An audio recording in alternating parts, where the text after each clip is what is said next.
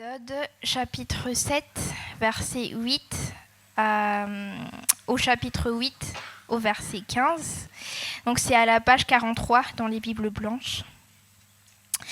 Ensuite, on lira le chapitre 9 au verset 13 jusqu'au verset 35.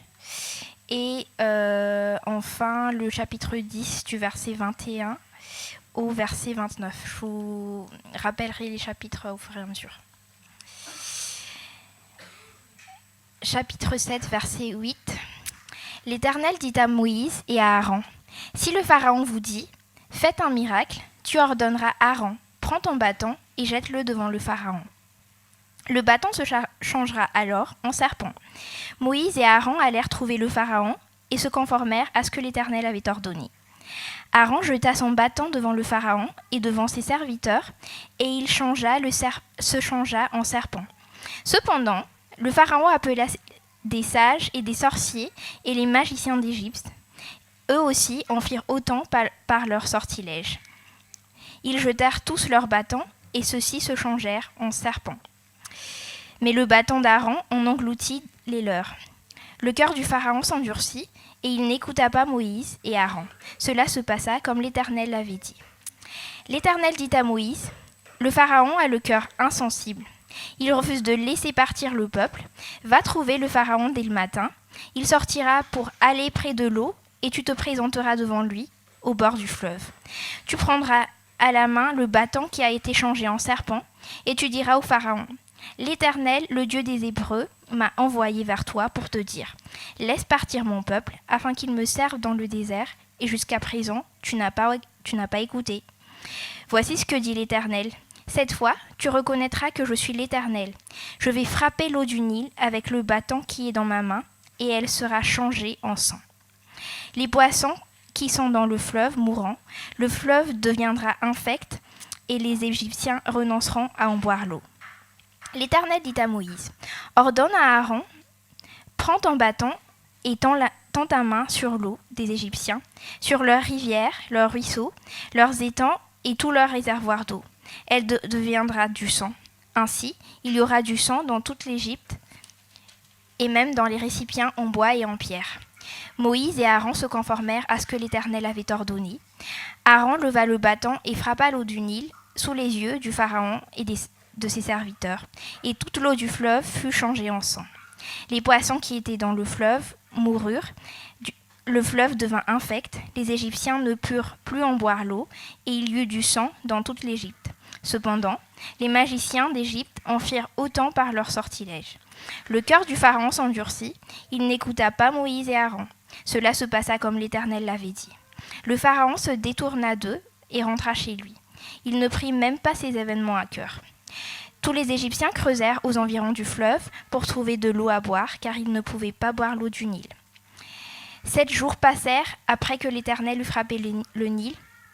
L'Éternel dit à Moïse, « Va trouver le Pharaon et tu lui annonceras. Voici ce que dit l'Éternel. Laisse partir mon peuple afin qu'il me serve. Si tu refuses de le laisser partir, je frapperai tout ton territoire par des grenouilles. Le fleuve pullulera de grenouilles. Elles en sortiront et pénétreront dans ta maison, dans ta chambre à coucher et dans ton lit, chez tes serviteurs et ton peuple, dans tes fours et tes pétrins. Les grenouilles grimperont sur toi, sur ton peuple et sur tous tes serviteurs. » L'Éternel dit à Moïse, « Dis à Aaron, tends la main avec ton bâton, sur les rivières, sur les ruisseaux, sur les étangs, et faisons monter les grenouilles sur l'Égypte. » Aaron tendit sa main sur les cours d'eau de l'Égypte, et les grenouilles en sortirent et recouvrirent l'Égypte. Cependant, les magiciens en firent autant par leur sortilège. Ils firent monter les grenouilles sur l'Égypte. Le Pharaon appela Moïse et Aaron et dit, « Priez l'Éternel afin qu'il éloigne les grenouilles de moi et de mon peuple, et je laisserai le peuple partir pour offrir des sacrifices à l'Éternel. » Moïse dit au Pharaon, « À toi l'honneur de me fixer le moment où je dois prier pour toi, pour tes serviteurs et pour ton peuple, afin que l'Éternel éloigne les grenouilles de toi et de tes maisons. Il n'en restera que dans le fleuve. » Il répondit, « Demain. » Moïse dit, « Cela se passera comme cela, afin que tu saches qu'il n'y a personne qui soit pareil à l'Éternel notre Dieu. Les grenouilles s'éloigneront de toi, et de tes maisons, et de tes serviteurs et de ton peuple. Il n'en restera que dans le fleuve. » Moïse et Aaron sortirent de chez le Pharaon. Puis Moïse cria à l'Éternel à cause des grenouilles dont il avait frappé le Pharaon. L'Éternel fit ce que demandait Moïse, et les grenouilles moururent dans les maisons, les cours intérieures et les champs. On en fit des tas, et le pays fut infecté. Voyant qu'il avait du répit, le Pharaon rendit son cœur plus insensible encore et n'écouta pas Moïse et Aaron. Cela se passa comme l'Éternel l'avait dit.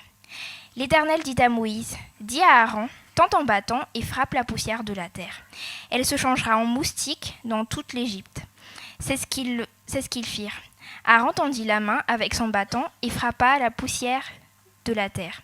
Elle fut changée en moustique sur les hommes et sur les animaux. Toute la poussière de la terre fut changée en moustique dans toute l'Égypte. Les magiciens employèrent leur sortilège pour produire des moustiques, mais ils n'y parvinrent pas. Les moustiques étaient sur les hommes et sur les animaux. Les magiciens disent au Pharaon, « C'est le doigt de Dieu. » Le cœur du Pharaon s'endurcit, et il n'écouta pas Moïse et Aaron. Cela se passa comme l'Éternel l'avait dit. Maintenant au chapitre 9, verset 13. L'Éternel dit à Moïse, « Lève-toi de bon matin et présente-toi devant le Pharaon. Tu lui annonceras, « Voici ce que dit l'Éternel, le Dieu des Hébreux. Laisse partir mon peuple afin qu'il me serve. En effet, cette fois je vais envoyer tous mes fléaux contre ton cœur, contre tes serviteurs et contre ton peuple, afin que tu saches qu'il n'y a personne qui ne soit pareil à moi sur toute la terre. Si j'étais intervenu pour te frapper de la peste, toi et ton peuple, tu aurais disparu de la terre. Mais voilà pourquoi je t'ai suscité, c'est pour te montrer ma puissance et afin que mon nom soit proclamé sur toute la terre. Si tu t'attaques encore à mon peuple et tu ne le laisses pas partir, alors je ferai pleuvoir demain à cette heure une grêle si forte qu'il n'y en a pas eu de pareille en Égypte depuis le jour de sa fondation jusqu'à maintenant. Fais donc mettre en sécurité tes troupeaux et tout ce qui t'appartient dans les champs. La grêle tombera sur tous les hommes et sur tous les animaux qui se trouveront dans les champs et qui n'auront pas été rassemblés dans les maisons, et ils mourront. » Les serviteurs du Pharaon qui prirent la parole de l'Éternel au sérieux mirent leurs troupeaux à l'abri dans les maisons, tandis que ceux qui ne prirent pas la parole de l'Éternel à cœur laissèrent leurs serviteurs et leurs troupeaux dans les champs. L'Éternel dit à Moïse, « Tends ta main vers le ciel et qu'il tombe de la grêle dans toute l'Égypte, qu'elle tombe sur les hommes, sur les animaux et sur toutes les herbes des champs en Égypte. » Moïse tendit son bâton vers le ciel et l'Éternel envoya les coups de tonnerre et de la grêle. La foudre s'abattit sur la terre. L'Éternel fit pleuvoir de la grêle sur l'Égypte. Il tomba de la grêle accompagnée de foudre. Elle était tellement forte qu'il n'y en avait pas eu de pareille dans toute l'Égypte depuis qu'elle existe en tant que nation. Dans toute l'Égypte, la grêle frappa tout ce qui trouvait dans les champs, les hommes ou animaux. Elle frappa aussi toute la végétation et brisa tous les arbres. Ce fut seulement dans la région de Goshen, là où se trouvaient les Israélites, qu'il n'y eut pas de grêle. Le Pharaon fit appeler Moïse et Aaron, et il leur dit, « Cette fois-ci, j'ai péché. C'est l'Éternel qui est juste, et mon peuple et moi, nous sommes coupables. Priez l'Éternel pour qu'il n'y ait plus de coups de tonnerre ni de grêle, et je vous laisserai partir, on ne vous retiendra plus. » Moïse lui dit, « Quand je sortirai de la ville, je lèverai les mains vers l'Éternel. Les coups de tonnerre cesseront, et il n'y aura plus de grêle, afin que tu saches que la terre appartient à l'Éternel. Cependant, je sais que toi et tes serviteurs, vous ne craindrez pas encore l'Éternel Dieu. Le lin et l'orge avaient été touchés parce que l'orge était déjà en épi et que c'était l'époque de la floraison du lin. Quant au blé et à l'épeautre, ils n'avaient pas été touchés parce qu'ils sont plus tardifs. Moïse sortit de chez le Pharaon pour se rendre à l'extérieur de la ville et leva les mains vers l'Éternel. Les coups de tonnerre et la grêle s'arrêtèrent, et la pluie ne tomba plus sur la terre. Voyant que la pluie, la grêle et les coups de tonnerre s'étaient arrêtés, le Pharaon continua de pécher et rendit son cœur plus insensible encore, tout comme les serviteurs. Le cœur du Pharaon s'endurcit, et il ne laissa pas partir les Israélites. Cela se passa comme l'Éternel l'avait dit par l'intermédiaire de Moïse. On va lire enfin le chapitre 10 au verset 21 jusqu'au verset 29. L'Éternel dit à Moïse, « Tends ta main vers le ciel, qu'il y ait des ténèbres sur l'Égypte, si fortes qu'on puisse les toucher. » Moïse tendit sa main vers le ciel et il y eut d'épaisses ténèbres dans toute l'Égypte pendant 3 jours. Les gens ne se voyaient pas les uns les autres et personne ne bougea de sa place pendant 3 jours.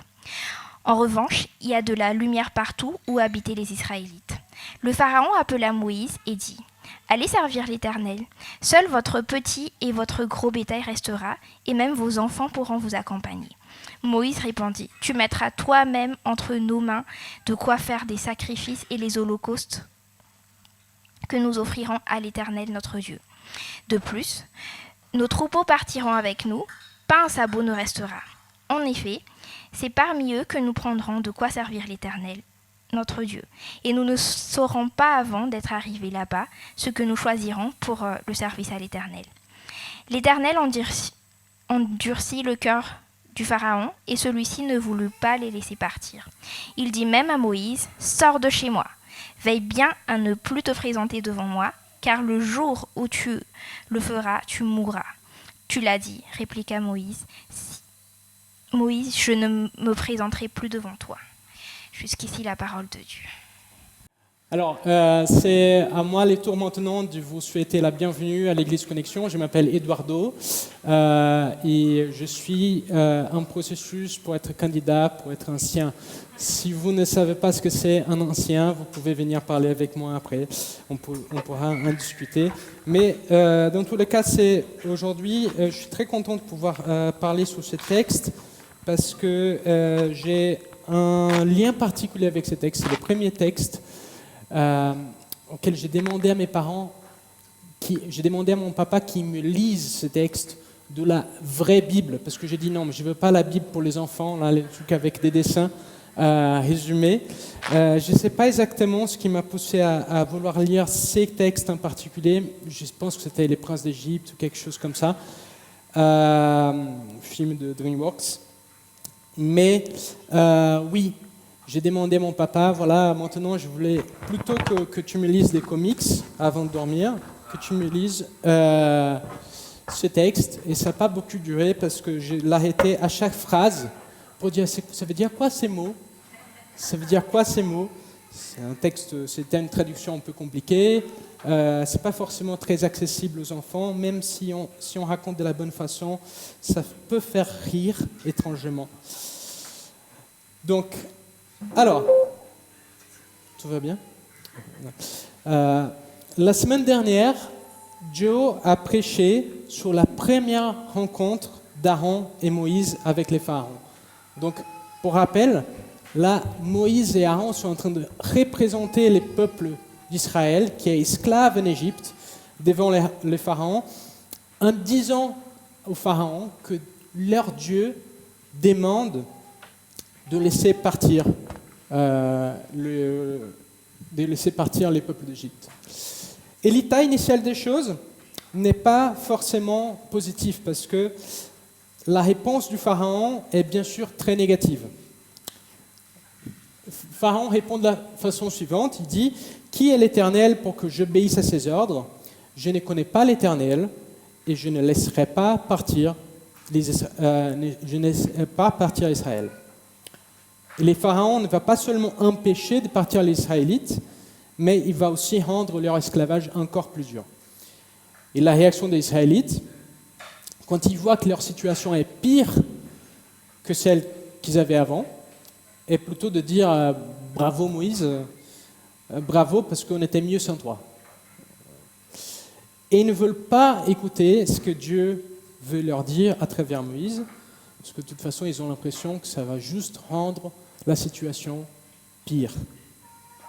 Et Moïse, au milieu de tout ça, ne sait pas vraiment quoi faire parce que son peuple ne veut pas l'écouter et encore moins les pharaons. Donc, on voyait la semaine dernière que le problème principal à ce moment-là, ce n'était pas vraiment l'esclavage du peuple, mais le fait qu'ils ne connaissaient pas vraiment Dieu. C'est Dieu qui allait les libérer de l'esclavage. Et les pharaons non plus, ils ne connaissent pas Dieu. Et d'ailleurs, c'est ça sa justificatif pour dire qu'il ne va pas laisser les Israélites partir. Il dit, qui est l'Éternel pour que j'obéisse à ses ordres. Je ne connais pas l'Éternel. Donc, l'état de Pharaon, c'est qui, bon, vous lisez rien, donc c'est plus pour moi que pour vous. Voilà. Donc, le Pharaon, il ne connaît pas l'Éternel, il ne reconnaît pas l'Éternel, parce qu'il y a cette... c'est qui l'Éternel? Il dit, c'est qui l'Éternel?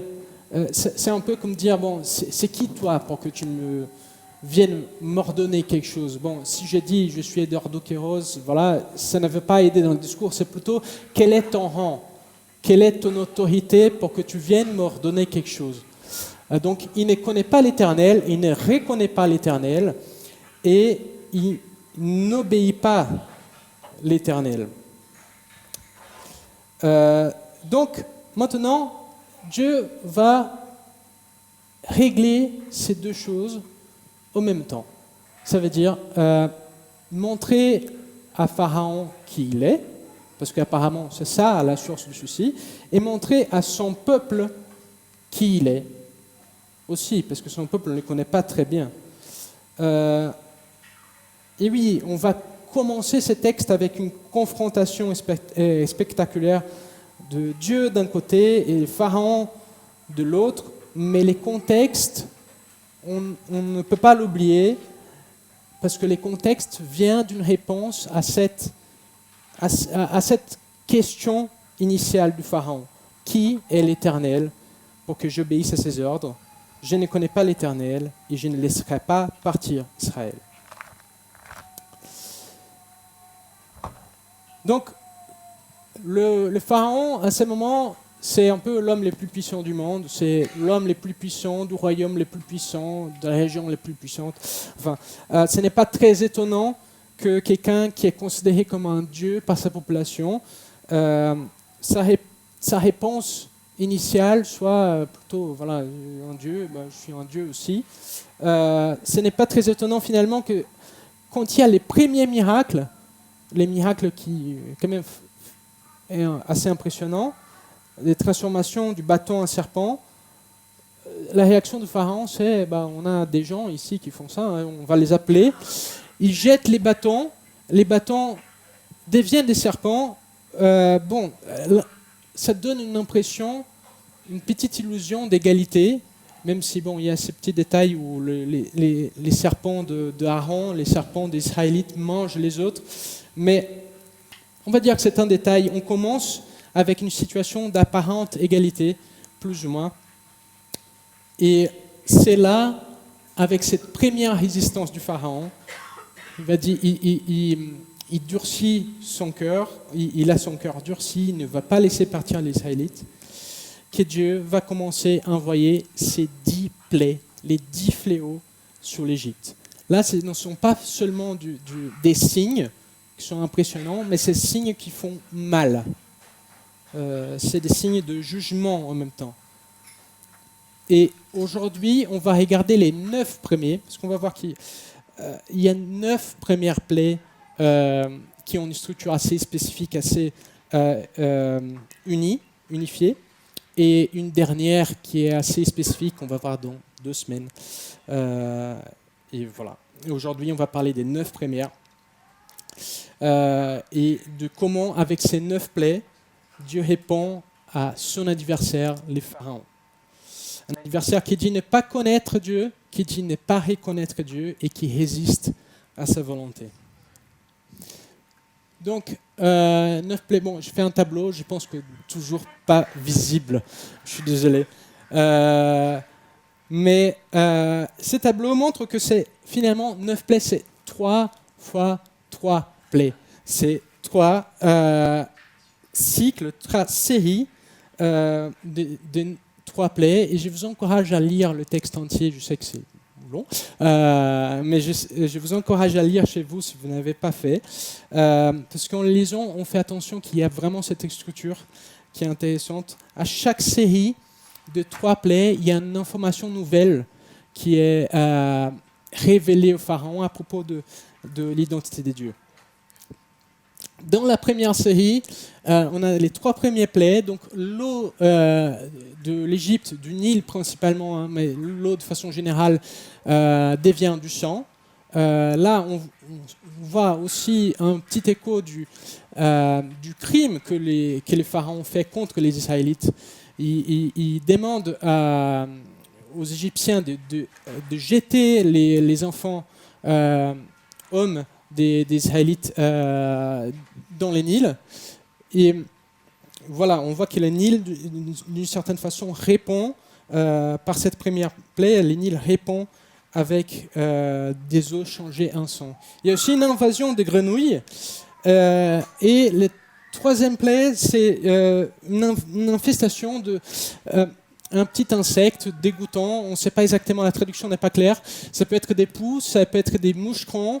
Je pense que la traduction parisienne serait des punaises de lit. Alors, ça ne peut pas être vraiment des punaises de lit parce que les textes disent que ces bêtes-là vont couvrir à la fois des gens et des animaux. À ma connaissance, les punaises de lit ne dérangent pas les animaux. Mais au moins, ça vous donne une idée du niveau de trauma. Parce que vous allez dire, ah oui, non, moi, vous m'avez parlé de punaises de lit, j'ai un trauma. C'est exactement ça la réaction souhaitée. C'est des choses qui font vibrer les yeux. Donc, dans cette série, on va avoir plutôt une progression de la capacité des magiciens égyptiens à imiter ces plaies. Au début, on a l'impression qu'ils arrivent à le faire. Tiens, ils changent l'eau en sang aussi, ils arrivent à le faire. Et on se demande pourquoi, mais bon. Pour l'instant, ils arrivent à le faire. La réaction du pharaon, c'est, bon, rien de nouveau. Un dieu qui fait des choses impressionnantes. J'ai ça aussi. J'ai durci mon cœur. Je ne laisse pas partir les Israélites. À la deuxième plaie, les grenouilles, les magiciens arrivent à reproduire aussi, et là, plus des grenouilles. C'est pas exactement ce qui est souhaité, non? Plus des grenouilles. L'idée, ce serait de diminuer la quantité de grenouilles.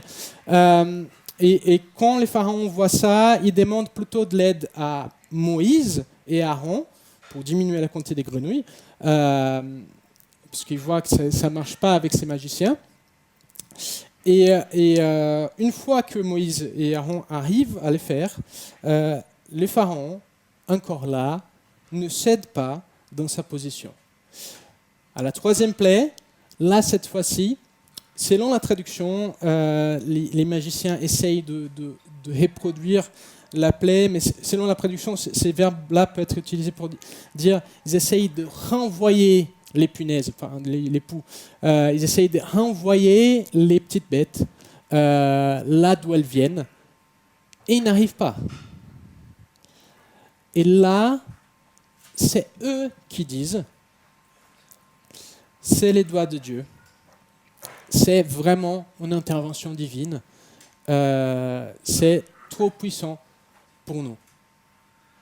Ça, c'est les premiers cycles. Ça part de... Les magiciens arrivent quand même à faire quelque chose de pareil. Les magiciens, en fait, sont en train de rendre la chose pire. Les magiciens sont totalement impuissants et sont en train d'avouer que c'est Dieu qui est en train de faire ces signes. À la deuxième série, on a des mouches qui piquent. Alors, je dis ça parce que les traducteurs anciens, ils avaient mis encore un mot difficile à traduire. Ils avaient mis un type spécifique des mouches qui piquent qui est connu par les gens qui sont éleveurs de cheval. Est-ce que j'ai besoin de demander qui ici est éleveur de cheval?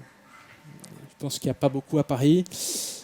Donc, la traduction parisienne, c'est les guêpes des boulangeries. C'est des insectes qui volent et qui piquent. L'idée essentielle, c'est ça. Donc, il y en avait partout.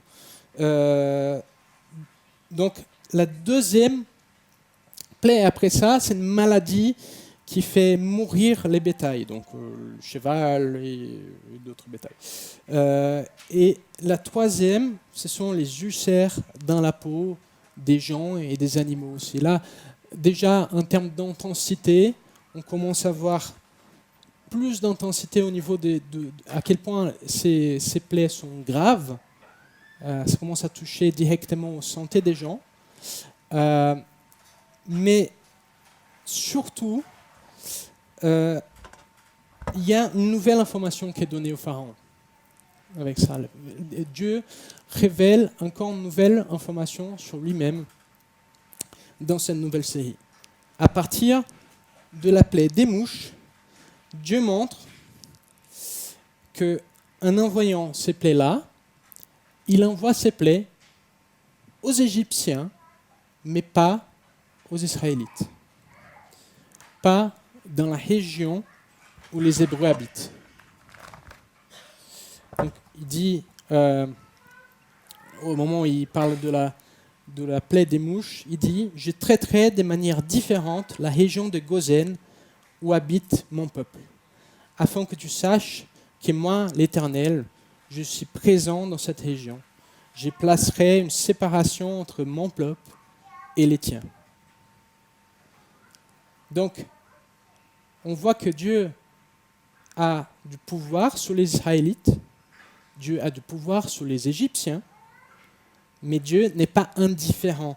Dieu montre qu'il n'est pas une personnification des forces de la nature qui frappe de manière aveugle ce qui est devant. Non, c'est une force puissante, c'est une force puissante et intentionnelle, intelligente, qui préserve ceux qui ont fait une alliance avec lui et juge ceux qui les résistent. Plus tard, dans Exode, dans le chapitre 33, Dieu va se révéler à Moïse de la façon suivante. Une déclaration qui peut être assez troublante, mais ça montre un être d'une suprême liberté de choix. Il dit « Je fais grâce à qui je veux faire grâce, et j'ai compassion de qui je veux avoir compassion. » Ça veut dire que son choix, il n'est pas dépendant de quelque chose externe de lui-même. Il n'est pas contraint. Il est intentionnel et pas contraint. Et d'ailleurs, quand on voit ces types de séparation, Dieu est en train de faire la séparation entre un peuple et un autre, avec lesquels il interagit de façon différente. On vient à la révélation de Dieu en tant que juge. Un juge, c'est quelqu'un qui fait la part des choses, qui dit là, condamné, là, innocent.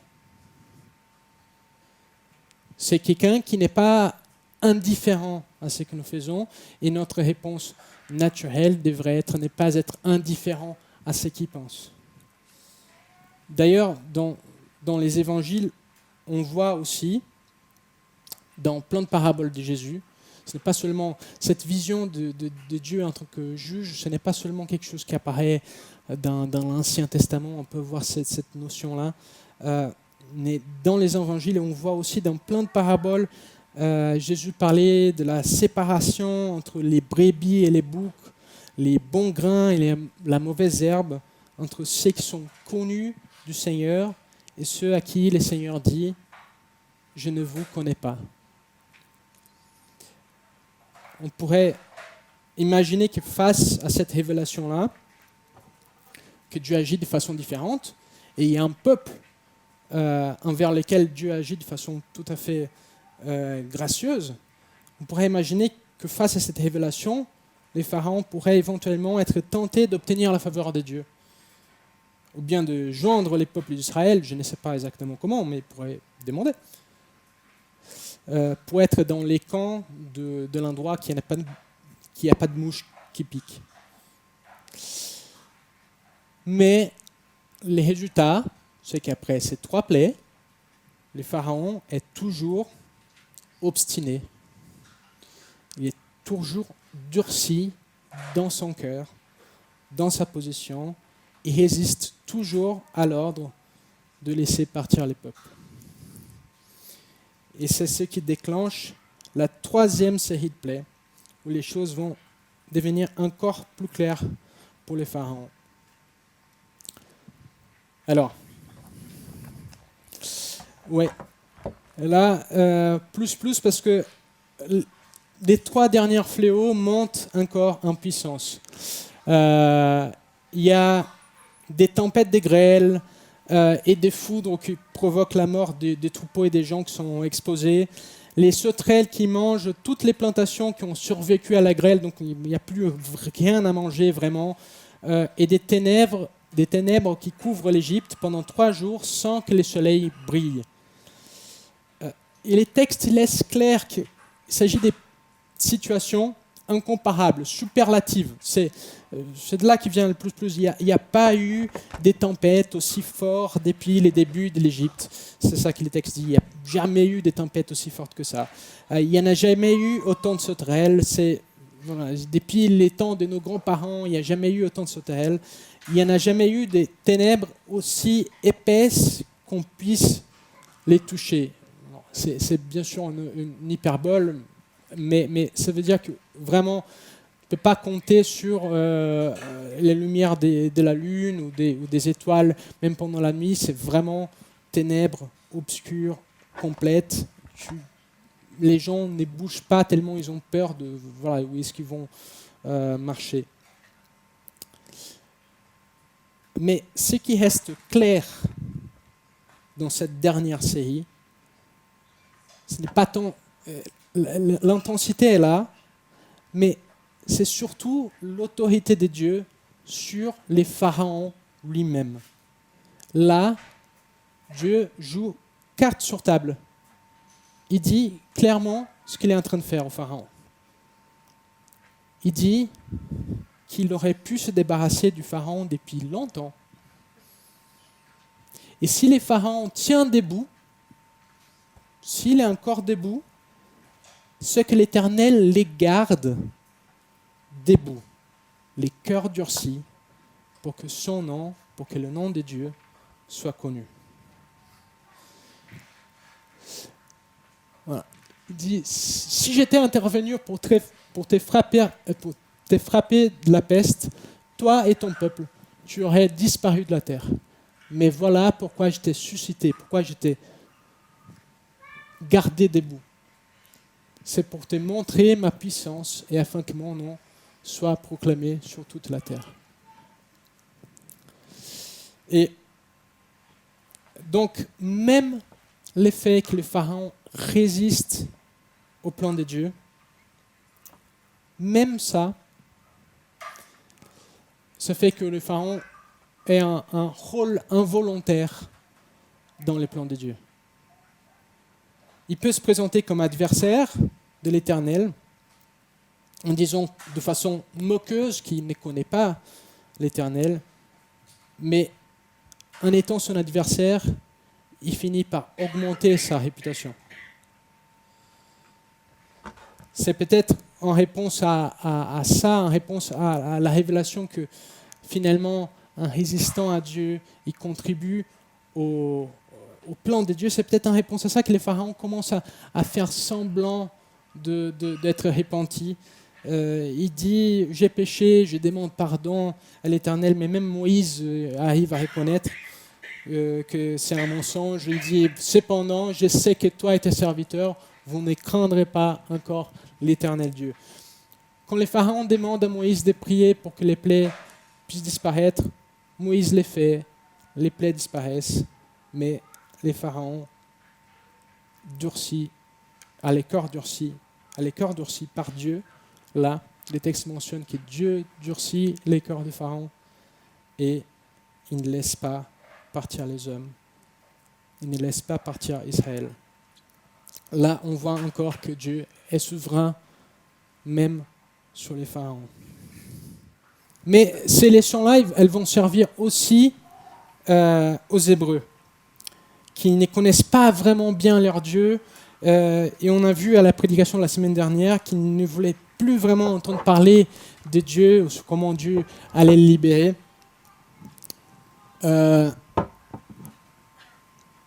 Donc, aux Hébreux, au fond, quand il manifeste une certaine hésitation, il croit que finalement parler au pharaon au nom de Dieu va rendre la chose pire parce que le pharaon va être énervé. Au fond, peut-être qu'il n'y croyait pas vraiment que Dieu était plus fort que le pharaon, ou bien il ne croyait pas totalement que Dieu allait vraiment se soucier d'eux. Peut-être que Dieu est puissant, mais voilà, il est un petit peu indifférent. Ou bien il pensait que la résistance du pharaon n'était pas vraiment prévue par Dieu, qu'il mettait en échec les plans de Dieu. Mais l'Éternel montre, par ses plaies, il montre aux Hébreux que c'est tout le contraire. Il est puissant, il n'est pas indifférent, et son plan n'est pas mis en échec par quelqu'un qui fait une résistance quelconque.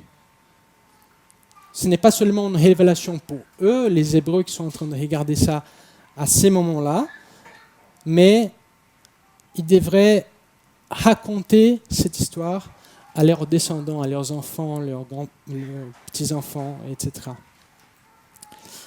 Et ces plaies, avec cette histoire, elles viennent contredire une quelconque vision polythéiste ou idolâtre du monde, de n'importe quelle culture polythéiste. Et d'ailleurs, il y en a plus qu'on le pense, parce que je pense qu'on pourrait traiter notre culture de polythéiste, dépend comment on regarde. Dans n'importe quelle culture polythéiste, les domaines particuliers de l'existence, ils sont attribués chacun à un dieu en particulier. Chaque phénomène, chaque domaine, il aura son dieu ou sa déesse, sa puissance, et ils n'ont pas forcément besoin d'être d'accord ou unifiés. Il y a les dieux du fleuve, il y a les dieux des animaux sauvages, la déesse de la récolte, la déesse de la fortune, les dieux des tempêtes. Et la religion égyptienne était comme ça, la religion grecque était comme ça, beaucoup de religions sont comme ça.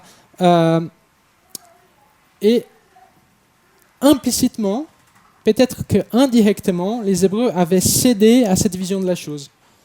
Pas forcément de façon explicite, on ne voit pas les Hébreux en train d'aller dans les temples à Osiris, mais ils n'attribuent pas tous les domaines de l'existence à Dieu.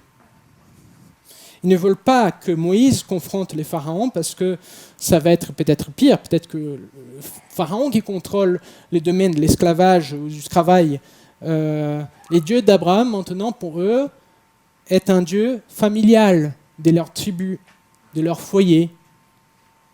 C'est un dieu entre eux. Ce n'est pas un dieu universel qui pourrait agir sur le pharaon, sur l'Égypte, sur toute la création, donc pas un dieu qui pourrait vraiment les libérer. Mais ces 9 plaies viennent montrer un Dieu qui ne s'y limite pas à un domaine particulier de l'existence ou de la création. Il est le Dieu créateur de tout. Il agit sur les animaux sauvages, sur les troupeaux, sur les eaux, sur les poussières, sur la pluie, sur les soleils. Le Dieu de toutes les choses. Et même si ce n'était pas forcément évident pour ces gens-là à l'époque, je ne sais pas à quel point c'était évident ça pour les gens à l'époque, le langage du texte fait une référence claire au récit de la création dans la Genèse. Il y a plein de petites références. Je vais citer juste une. Au début de la Genèse, Dieu dit qu'il y ait de la lumière. Là, à la dernière des 9 plaies, Dieu dit qu'il y ait des ténèbres. Dieu, il est le maître de la création. C'est lui qui l'a fait, qui l'a faite. Il peut la défaire quand il veut. D'ailleurs, il y a certaines cultures polythéistes qui séparent un Dieu qui crée, un Dieu qui garde, qui maintient un ordre, un Dieu qui détruit et qui juge. Là, on voit encore, il n'y en a pas cette séparation. Dieu, il crée, il a l'autorité pour maintenir ou non, et il a l'autorité pour juger et détruire, s'il veut. Je n'ai pas remarqué ces similarités moi-même. Hein. D'ailleurs, je ne connais pas l'hébreu. Voilà, juste pour être clair. Mais cela vient affirmer aux Israélites que c'est bien les dieux qui a tout créé, ce n'est pas seulement les dieux d'une tribu. Quand on regarde un texte comme celui-ci, on doit probablement se demander dans la peau de qui on se met, avec qui je m'identifie. Je dirais d'éviter d'abord de s'identifier avec Dieu. Pas recommandable, dans la plupart du temps. Donc, les deux groupes de personnes qui sont montrés comme quelqu'un qui reçoit un enseignement de la part de ces signes-là, ce sont les Égyptiens, et les pharaons en particulier, et les peuples d'Israël. À chaque fois, à plusieurs fois dans le texte, Dieu dit afin que vous sachiez que je suis l'Éternel, afin que vous sachiez. Et parfois, c'est vous est adressé aux Israélites, parfois c'est vous est adressé aux Égyptiens. Donc, avec qui on s'identifie de ces deux groupes? Est-ce que les Israélites ou les pharaons qui représentent les Égyptiens? Je pense qu'on peut s'identifier d'une certaine façon avec les deux. De la même façon qu'avec les Hébreux, on a souvent besoin de redécouvrir que le Dieu d'Israël, notre Dieu, n'est pas notre Dieu particulier, dans notre domaine particulier, du dimanche, de notre communauté particulière. Il n'est pas le Dieu de ma tribu. Il est le créateur et Seigneur de toutes les choses. Et comme Dieu a mentionné la semaine dernière, quand on est face à un problème financier, un problème de santé, une détresse émotionnelle, on peut commencer à oublier ou même à ignorer à quel point Dieu est aussi Seigneur de ces aspects-là de notre vie. Ça peut être difficile, vraiment, d'attribuer ça à l'autorité de Dieu, alors qu'on a l'impression que les choses ne vont pas dans ce domaine-là en particulier. Et on peut être tenté de dire, cet aspect-là de ma vie, il n'a rien à voir avec Dieu, il n'a rien à voir avec ma foi. Là, il faut soit que je me débrouille, soit que je désespère parce que les choses ne vont pas comme je veux. Ça peut être à propos de mon esclavage, si je suis un Hébreu. Ça peut être à propos de mes finances, ça peut être à propos de mon célibat, à propos de mes collègues, à propos de mon futur. Mais ce n'est pas un Dieu particulier, d'un domaine particulier que nous servons. C'est le Dieu créateur qui est souverain sur toutes les choses, qui est souverain même sur le cœur humain, la façon dont on se porte. Il n'y a pas vraiment de sujet qui est hors sujet pour Dieu. Et les Nouveaux Testaments viennent nous réitérer ça de façon plus concise, moins imagée. Dans Colossiens, Paul dit « Les fils, Jésus, est l'image de Dieu invisible, les premiers-nés de toute la création. En effet, c'est en lui que tout a été créé dans les ciels et sur la terre, les visibles et l'invisible, trône, souveraineté, domination, autorité. Tout a été créé par lui et pour lui. Il a tout créé, il a l'autorité sur tout ce qu'il a créé. Et les deux peuples, les peuples hébreux et les peuples égyptiens dans les passages, ont pu témoigner de façon différente de la grandeur de Dieu. Et ce n'est pas une grandeur qui nous fait regarder et dire « énorme, bravo ». C'est plutôt une grandeur qui nous laisse craintifs. On se dit avec nos boutons, j'espère que celui-là ne se tourne pas contre moi. Et je dois vous rappeler que oui, Jésus a prêché beaucoup sur Dieu en tant que juge final. C'est lui qui montre l'identité du Père. On doit écouter ce qu'il dit. Il dit que rien restera vraiment caché, et la façon dont le Nouveau Testament décrit l'Apocalypse nous fait voir presque ces 9 plaies-là comme une introduction. Donc, oui, ces plaies montrent aussi aux Égyptiens et au peuple d'Israël qui ne sont pas en train de faire face à un Dieu contrôlable, facile, saisissable d'une façon quelconque. Mais je pense qu'on peut aussi s'identifier avec les pharaons. Peut-être que quelques-uns vont dire « Ah non, mais je ne m'oppose pas à Dieu.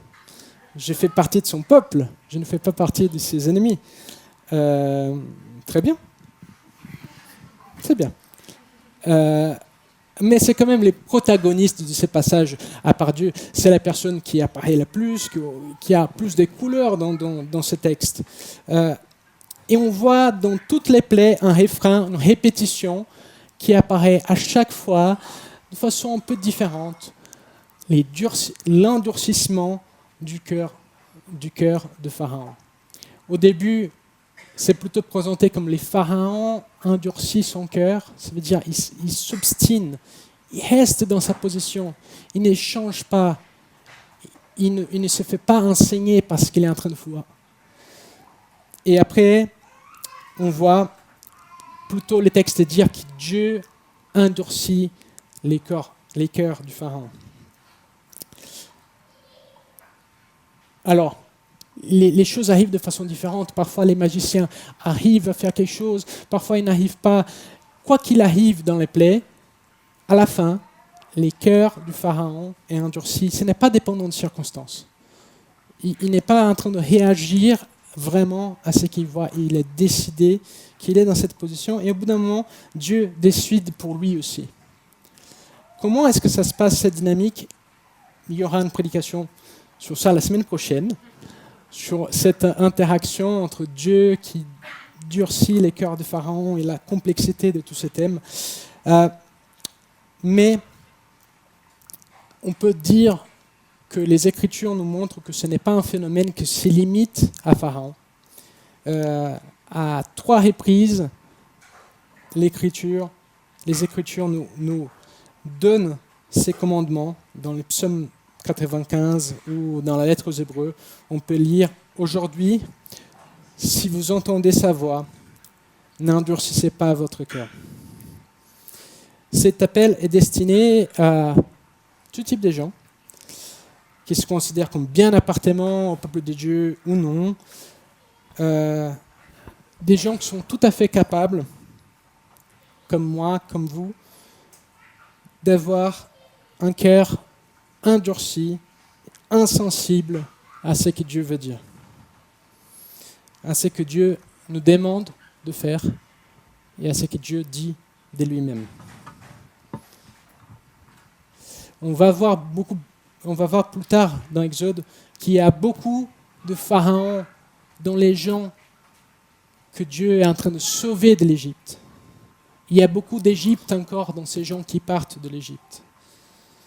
Et je pourrais vous citer, mais ça va devenir très long, des situations où moi, je me suis comporté de façon obstinée, je me suis reconnu un petit pharaon, où j'ai marché de façon très très fière et très très stupide vers ma propre ruine.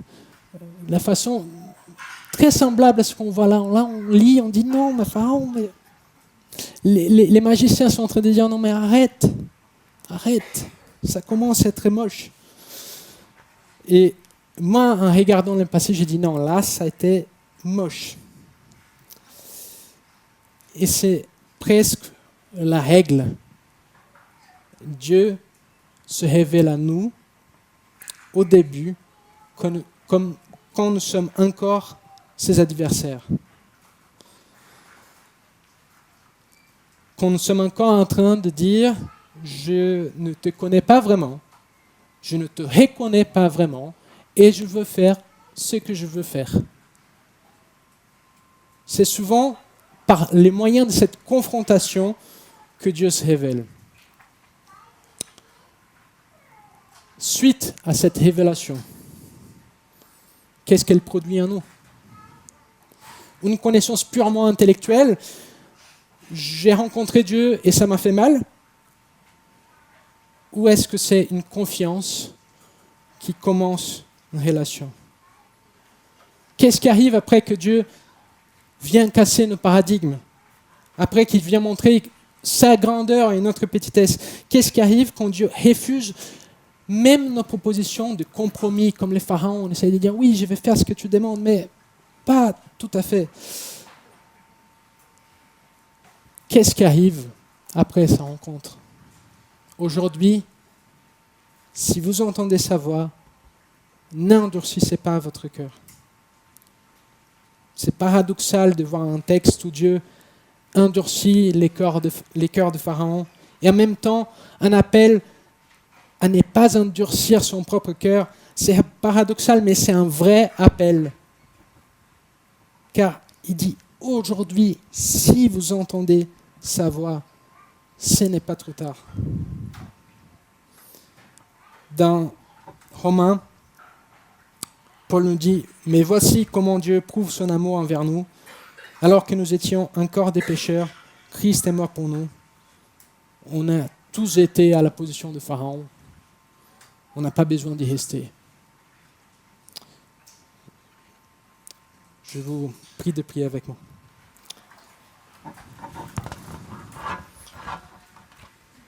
Seigneur, je te remercie pour cette démonstration de puissance que tu as fait et que tu as transmis dans tes Écritures, Seigneur. Et je prie que tu puisses continuer de nous parler par elle, qu'elle continue de garder sa puissance dans notre cœur, Seigneur. Et, Seigneur, en ce moment, viens rendre nos cœurs sensibles à toi, à tout ce que tu as à nous apprendre. N'écarte pas ton Saint-Esprit de nous. Au nom de Jésus. Amen.